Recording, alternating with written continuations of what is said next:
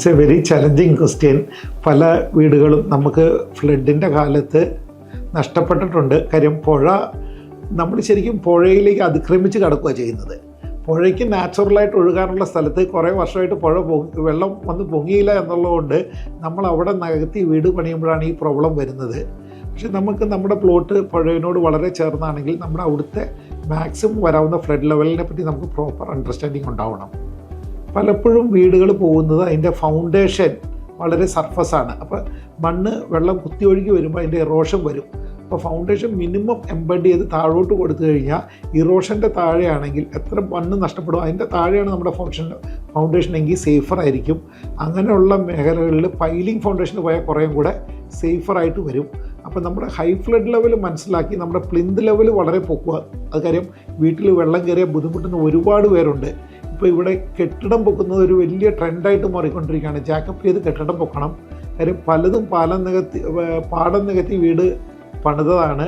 വെള്ളപ്പൊക്കം വരുമ്പോൾ അവിടെ വെള്ളം കയറുന്നത് ഒരു വലിയ ട്രെൻഡായിട്ട് മാറിക്കൊണ്ടിരിക്കുകയാണ് ഓരോ കൊല്ലവും. അതിന് പ്രധാന കാരണം നമ്മുടെ പല വഴികളും വെള്ളം ഒഴുകിക്കൊണ്ട് പോയിരിക്കുന്ന സ്ഥലങ്ങൾ, വെള്ളം വന്നു കൂടിയിരിക്കുന്ന സ്ഥലങ്ങൾ നമ്മൾ നികത്തി. ഇപ്പോൾ വെള്ളത്തിന് ഒഴുകാൻ സ്ഥലമില്ല. അപ്പോൾ അതാണ് സിറ്റിക്കകത്തേക്കൂടെയും ഇതിൻ്റെ അകത്തേക്കും കൂടെയും ഒഴുകാനുള്ള റീസണായിട്ട് വരുന്നത്. അപ്പോൾ അത് മനസ്സിലാക്കിക്കൊണ്ട് നമ്മുടെ ബിൽഡിങ്ങിൻ്റെ ലെവൽ ഉയർത്തുക.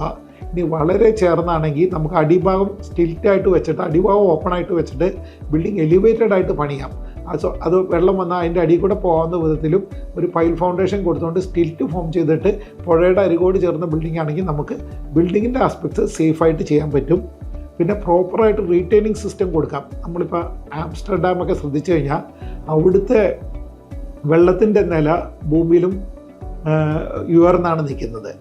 അല്ലെ നമ്മുടെ കുട്ടനാട് പോലത്തെ ഒരു കൺസെപ്റ്റാണ്. പക്ഷേ ആംസ്റ്റർഡാമിൽ ഒട്ടനവധി കെട്ടിടങ്ങളും കാര്യങ്ങളും പണിതിട്ടുണ്ട്.